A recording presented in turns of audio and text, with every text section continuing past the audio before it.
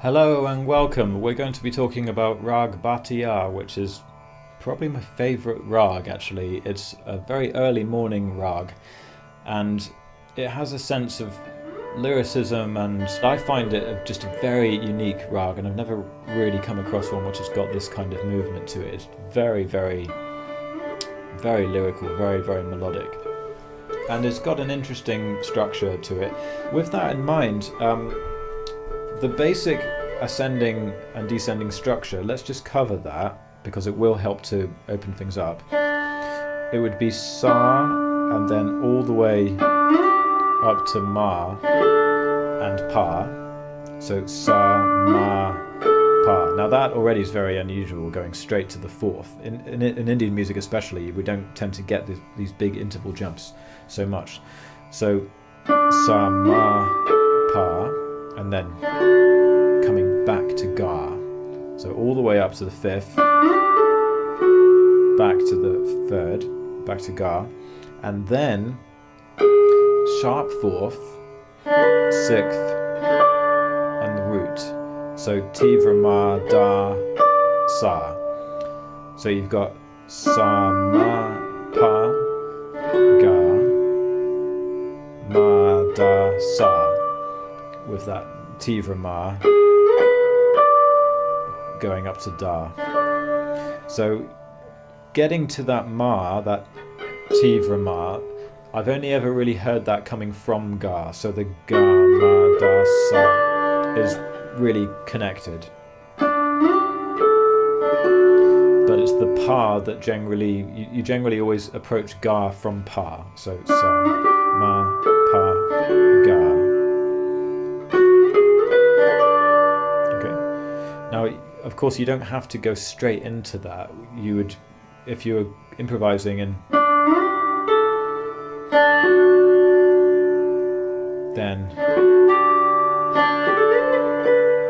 then things like Ga, Ma, Da, Pa, and a lot of this, like Da, Ma, Pa, Ga. These are already bits of the descending. So the pure ascending is actually not what you would play phrase-wise, but that's just giving you the notes that are purely ascending in terms of their movement.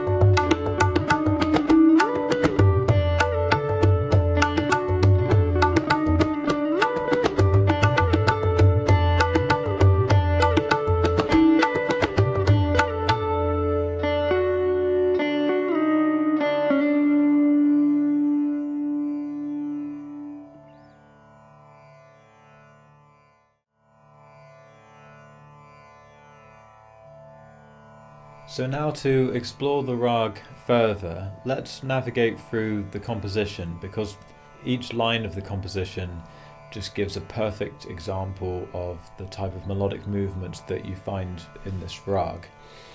Initially I was planning to just talk about some general movements around the Raag, but as soon as I started to do that, it felt like there were so many different details and so many different directions that a phrase could go in, that it seems to me that it's actually better that we just look through the composition. We'll just dive straight into the composition, but we'll take every line as an example of the type of melodic movement that you get, and also I'll just illustrate how different variations might come out of these, or just by slowing these down they actually just become perfect material for alap style of improvisation as well, improvising around the sort of core themes that are in each line.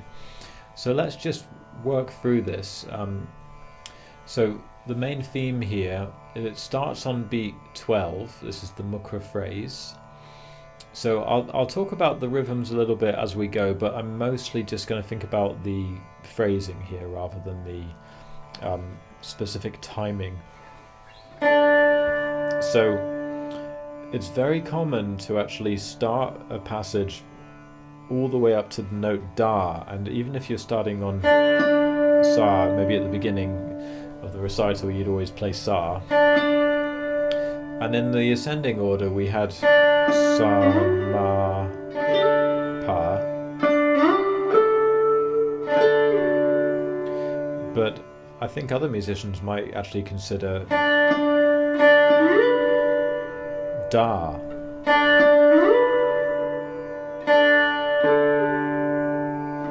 As in sa, da, pa, ma, pa, ga.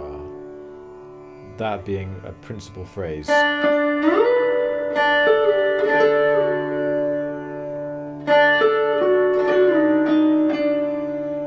kind of movement.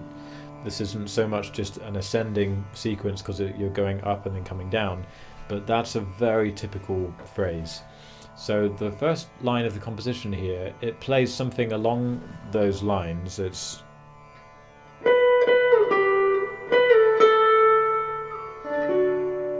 so it's da, da, ma, da, pa, ga. And the way that I'm phrasing that is with these slides here, so da, da, ma, and sliding down to ma, and then sliding from the da back to a pa, and just sliding into it before striking it, so you get that extra syllable in there. And back to ga.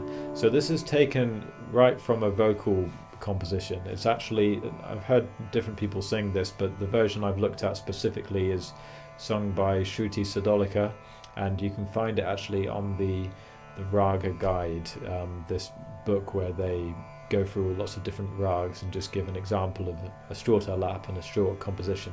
So I'll put a link to that because you can find that on YouTube, I believe, or on Spotify. You can find it on Spotify.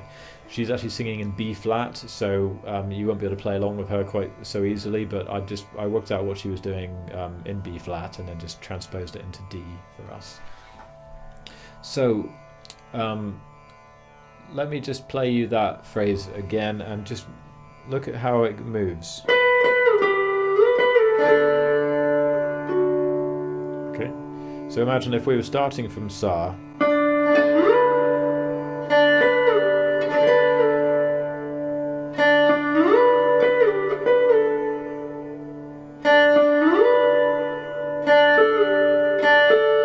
so it's quite similar to that phrase.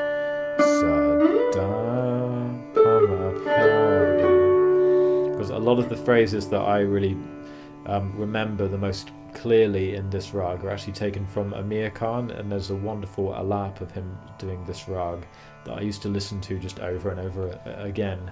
I'll see if I can put a link to that. It's probably on YouTube somewhere, because his phrasing was just so clear, and I always remember that.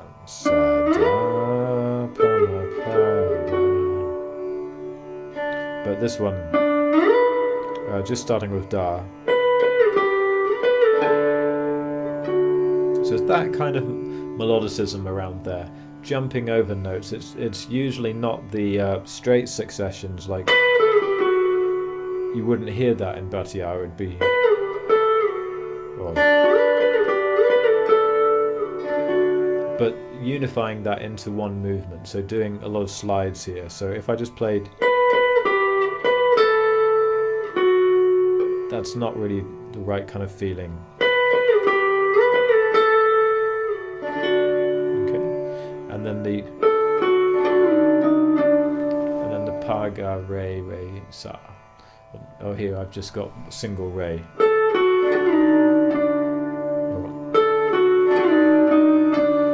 later it plays the re twice. That's just following the syllables of the vocal composition. Gives it a nice variation. So that's a really principal phrase, right? Coming down. You often land on Ga, and then instead of going straight down to Re, you go back to Pa and back to Ga. So that's important as well, that this rag, it's not so much about moving in a clear, obviously it's not about moving in a clear direction, it's more about the sort of backwards and forwards.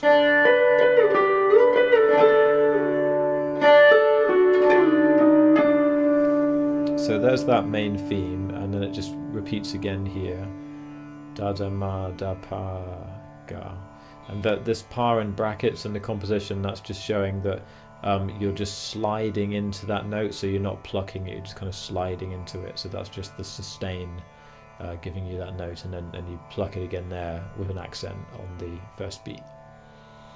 So that's the first part. So this just gives you a good overview of key phrases. If you just learn the composition, you'll know a lot about the rag.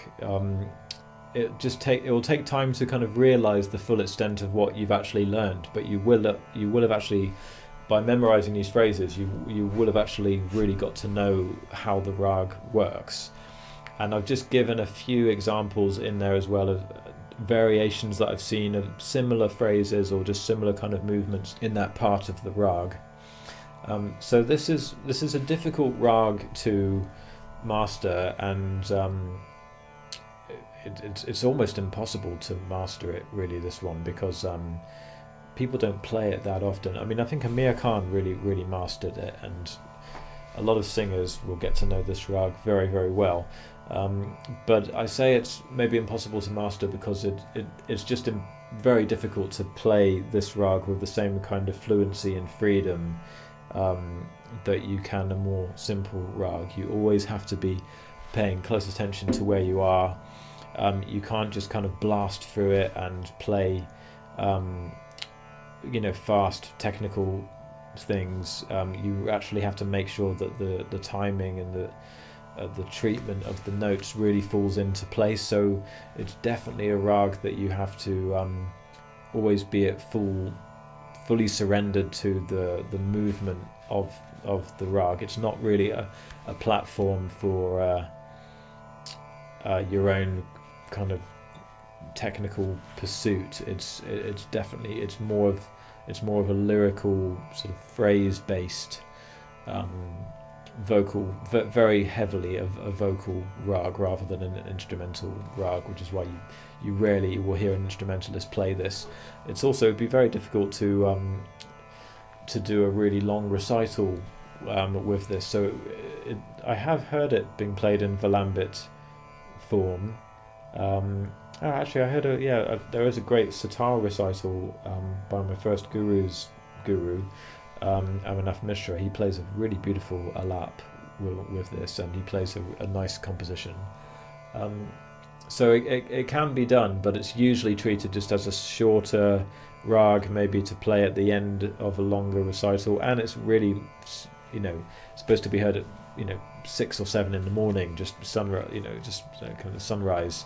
So unless maybe it's more likely to be heard at a Hindu festival where you're having music throughout the whole night, and at that point people have been listening to music all night, and then in the morning you'll hear this rag. But it's not the kind of rag that people will do a full recital from. It's usually just more like a special item to play in a shortened form, partly because it's so complex that it's difficult to stretch out and do a huge amount of improvisation, because you have to really stick to the rules and the phrases very clearly. So I hope you guys have found that interesting. Even if you don't end up playing this rag with the same kind of confidence, and it might be difficult to get the whole thing really moving, paying attention to a very detailed rag like this will very much improve your sense of phrasing and your appreciation of different movements and your kind of mental skills will develop through doing something difficult like this.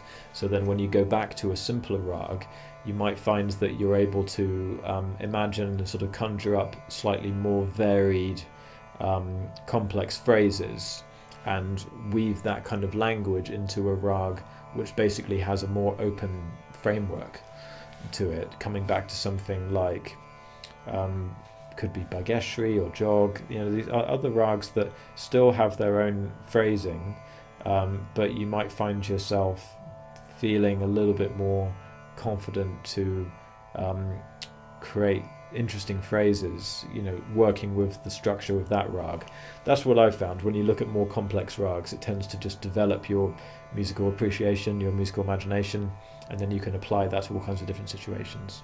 So thanks very much for taking this course, and I'll see you next time.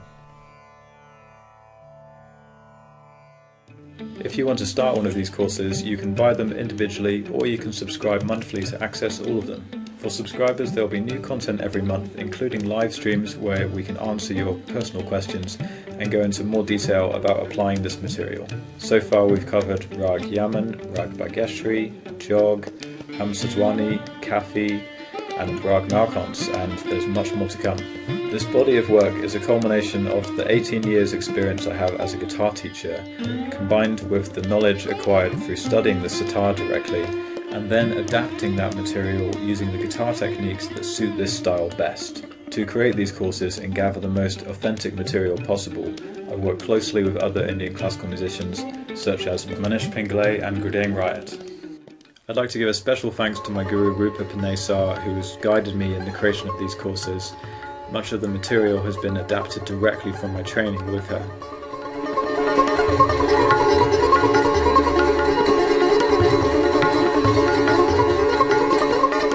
Also Shakir Khan, my guru, who's been inspiring me immensely and continues to shape how I approach the instrument and this incredible world of Indian classical music.